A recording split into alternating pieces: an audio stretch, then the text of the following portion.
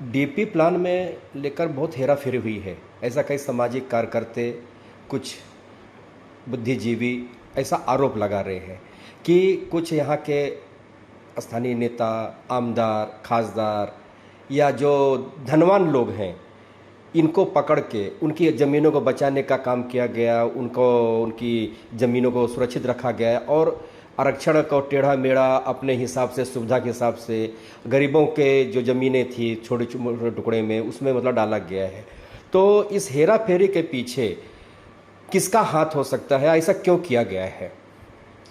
नमस्कार।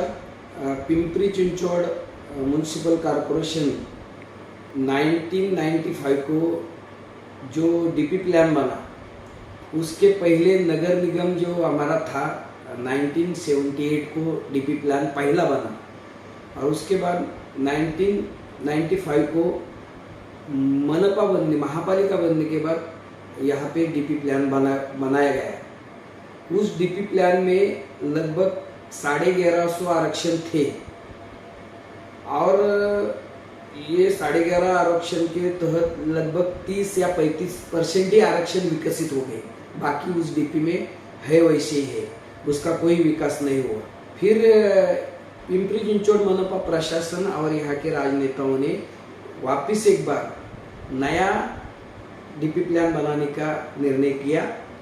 यहाँ पे राज्य सरकार के शेंडे बोल के उप संचालक थे, उन्होंने उसके ऊपर बहुत सारे काम किया। ये बहुत जानकार थे, विद्वान थे, उन्होंने ये काम किया और 2019, 2020 और 2021 को कोविड महामारी आई। उसके पहले बहुत सारा काम डीपी प्लान पे हुआ था। 9 मार्च 2024 को ये DP plan municipal corporation Shekhar Singh ji ने इसको डिक्लेयर करना था, उसके ऊपर सजेशन ऑब्जेक्शन होना था, लेकिन वो काम नहीं हुआ। शेंडे साहब की बदली हो गई, उनके जगह पे कुलकर्णी मैडम उप संचालक बोल के आई और लगभग 14 मई 2025 तक, बोला तो 15-20 दिन पहले आयुक्त शेखर सिंह और म्यूनसिपल कॉरपोरेशन ने ये डीपी प्लान डिक्लेयर किया।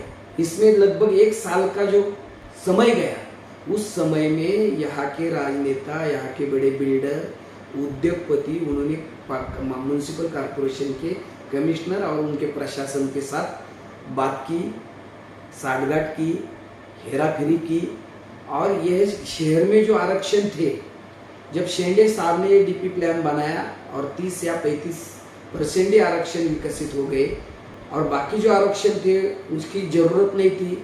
1150 आरक्षण में से लगभग आरक्षण कम हो जाएंगे कुछ और 900, 950 आरक्षण रहेंगे, ऐसा सबका अनुमान था। लेकिन ये जो 2025 का नया डीपी आया है, उसमें लगभग 1300 आरक्षण यहाँ पे डीपी प्लान में आए हैं। उसमें बहुत सारे रास्ते हैं, क्रीडांगन है, गार्डन है, हॉस्पिटल है और बहुत सारे आरक्षण। ये आरक्षण करते समय यहाँ पे जो रेड जोन का मुद्दा है, उसमें हजारों लोग विस्थापित हो रहे हैं। उसकी जो हद है, उसके बारे में बहुत सारे ये एमपी चुनाव में, एमएलए चुनाव में आश्वासित किया गया, लेकिन उसमें हजारों लोग विस्थापित हो रहे हैं, वो डीपी में आ गए हैं। जो पवना, इंद्रायणी और मुला, यहाँ पे जो नदियाँ है, उस नदिया में ब्लू लाइन और रेड लाइन का जो मसला है, उसमें बहुत सारे राजनेता और बिल्डर लोगों की जमीन बचाने के लिए वो ब्लू लाइन हिला के वो जो लोग रहने वाले लोग हैं, घर करके रहने वाले, उन लोगों के ऊपर वो ब्लू लाइन डाली गई है। ये जो रिंग रोड है, ये रिंग रोड का शैतान यहाँ पीसीएमसी के लोगों के सर पे बैठा था, उसके बारे में आंदोलन करके हमने रोका। लेकिन अभी वापस ये डीपी प्लान डिक्लेयर होने के बाद वापस एक बार वो रिंग रोड का इश्यू आया है सामने और उसमें लगभग 7-8 हज़ार लोगों के घर जा रहे हैं। ब्लू लाइन में 7-8 हज़ार लोगों के घर जा रहे हैं, रेड जोन में हजारों लोगों के घर जा रहे हैं। और ये पीसीएमसी एरिया में बड़े बड़े जो राजनेता है, बिल्डर लोग हैं, उनकी जमीन बचाना और यहाँ के वर्कर लोग हैं, कामगार लोग हैं, किसान हैं, यहाँ का आम आदमी है, उनके घरों के ऊपर ये सब आरक्षण डालना, ये नीति का बहुत बड़े पैमाने पे इसमें यूज किया गया है। आगे जाके ये मसला बहुत गंभीर बनने वाला है। और हमारी ये मांग है कि ये जो डीपी प्लान बना है वो पूरा हेरा फेरी करके, लेन देन करके, करोड़ों रुपए का भ्रष्टाचार करके ये डीपी प्लान सामने आया है। इसलिए हम ये मांग करते हैं कि ये डीपी प्लान एक साल जो रुका 2024 से लेके 14 मई तक, एक साल में जो हेरा फेरी हुई है उसकी सीबीआई इंक्वायरी होनी चाहिए। ये जो डीपी प्लान बना है वो डीपी प्लान रद्द होना चाहिए। आलंदी, डुडुलगांव, वडमुखवाड़ी, यहाँ पे जो श्री क्षेत्र आलंदी है, संत ज्ञानेश्वर जी की संजीवन समाधि है। यहाँ जगतगुरु तुकाराम महाराज जी का दिहू क्षेत्र आता है। दिहू आलंदी रास्ते पे डुडुलगांव के नजीक 4 एकड़ का कत्ल खाने का बोला तो वहाँ पे जानवर काटे जाएंगे मांस के लिए। जहाँ वारकरी संप्रदाय आता है, संत ज्ञानेश्वर जी की पालकी पंढरपुर जाती है, वहाँ के वारकरी इंद्रायणी नदी का पानी लेके उसको पवित्र जल मान के पीते हैं, घर में लेके जाके पूजा करती है। वहाँ कत्ल खाना का आरक्षण उन्होंने डाला है। तो मुझे ऐसा लगता है कि ये कमिश्नर और उनका प्रशासन और जिन्होंने भी डीपी प्लान बना है वो गांजा फूक के, उन्होंने गांजा प्राशन करके ये डीपी प्लान बनाया है क्या, ऐसा हमको लगता है। तो ये इशू बहुत बड़ा इशू है। वहाँ भोसरी विधानसभा हो, पिंपरी विधानसभा हो, चिंचोड़ विधानसभा हो, इस क्षेत्र में सब जगह ऐसा ही हुआ है। तो हम लोग ये जो डीपी प्लान बना है और वहाँ जो श्री क्षेत्र आलंदी का पवित्र वो नष्ट करना चाहते हैं, इसका हम निषेध करते हैं। आगे जाके इसके ऊपर बहुत बड़ा आंदोलन होने वाला है। तो ये इशू पीसीएमसी के है। अभी मोहन नगर, रामनगर, जहाँ पे मैं रहता हूँ, जहाँ पे मैं नगर निगम का पार्षद था, वहाँ जो 95 का जो डीपी है उसमें जो 12-12 मीटर के रास्ते हैं, 2-2 रास्ते रामनगर को जाने को ऑलरेडी बने हैं, जाने के लिए रास्ते, फिर भी 400 फुट के ऊपर 2 रास्ते और वो विकसित करना चाहते हैं। हमारी मांग है कि वो दो रास्ते की जरूरत नहीं, वो रद्द करनी चाहिए। जो संजीव केसरी कॉलेज है वहाँ से जो परशुराम चौक जो रास्ता जाता है, वहाँ रामनगर में बहुत बड़ा राम मंदिर है, वो वहाँ बहुत बड़ा रामनवमी के दिन सप्ताह होता है। वहाँ महाप्रसाद 25,000 लोग आते हैं। वहाँ रामनगर, मोहन नगर, दत्तनगर, विद्यानगर, कालबोर नगर, चिंचोड़ स्टेशन, यहाँ सब लोगों का वो ग्राम दैवत है। अभी जो 36 मीटर का जो रास्ता बना है उसमें भी वो बाधित हो रहा है, ऐसी बात हो रही है।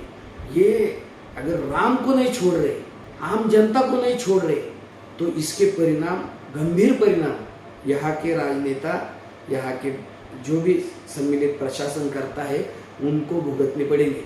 अभी जो टीपी प्लान डालने के बाद आमदार महेश लांडगे ने चिखली कुदलवाड़ी के स्थानिक भूमिपुत्रों के लिए और चरौली के लिए जो प्रयास किया और वो रद्द किया, ये अच्छा काम किया उन्होंने, इसका स्वागत है। लेकिन उस वक्त जब कुदलवाड़ी में 3 महीने पहले कार्रवाई हो रही थी, उस वक्त वहाँ के स्थानिक भूमिपुत्र भी थे, लघु उद्योजक भी थे और वहाँ छोटे मोटे व्यापार करने वाले व्यापारी भी थे।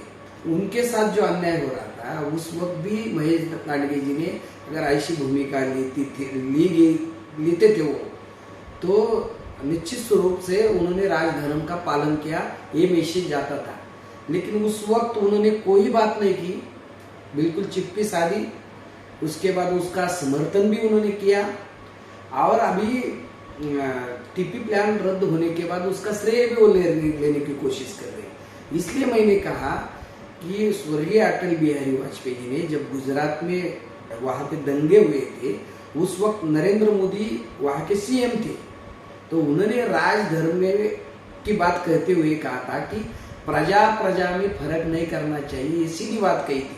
वही मैं इस बात कहना चाहता हूँ कि अटल जी ने जो नरेंद्र मोदी जी से कहा था, तो मैं एक सामान्य कार्यकर्ता हूँ, लेकिन वो अटल जी की बात अगर ठीक से महेश दादा अगर सुनते हैं तो आगे जाके वो ऐसा भेदभाव नहीं करेंगे। नहीं, इसके बारे में हमने अभी हमारे मोहन नगर में जिधर रहता हूँ, तो वहाँ के डीपी प्लान की जो कॉपीज है वो हमने नगर रचना विभाग और खारड़वाड़ी का ऑफिस जो है वहाँ पे जाके देखी है, वहाँ क्या क्या हेरा फेरी हुई है।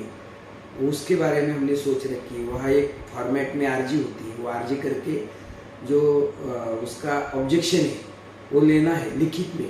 वो अभी प्रक्रिया हमने शुरू की है मोहन नगर और रामनगर और हमारे जो एरिया आता है कालगोर नगर चिंचोर स्टेशन ये एरिया में। तो ये प्रक्रिया हम लोग चलाने वाले हैं। 15 जून को हमारी एक बड़ी मीटिंग मोहन नगर रामनगर वाशिमोहन की होने वाली है। उसके बाद वो फॉर्मेट तय करने वाले हैं और मांग कौन सी करनी है उसके ऊपर हम लोग विचार विमर्श करके फाइनल डिसीजन लेने वाले हैं। और उसके जो ऑब्जेक्शन है वो म्यूनसिपल कॉर्पोरेशन में लाके देने वाले हैं। ये सब करने वाले हैं। हमारी ये विनती है कि हम ये प्रक्रिया करेंगे, लेकिन यहाँ जो विकास आराखड़ा डीपी प्लान जो बना है वो पूरा साठगांठ करके लेन देन करके कॉमन मैन के ऊपर अन्याय करने वाला, बिल्डर और राजनेताओं को फायदा पहुंचने वाला बनाया है। इसलिए वो रद्द करो, उसकी सीबीआई इंक्वायरी करो, यहाँ उसमें जो दोषी लोग हैं उनके ऊपर कठोर कार्रवाई करो।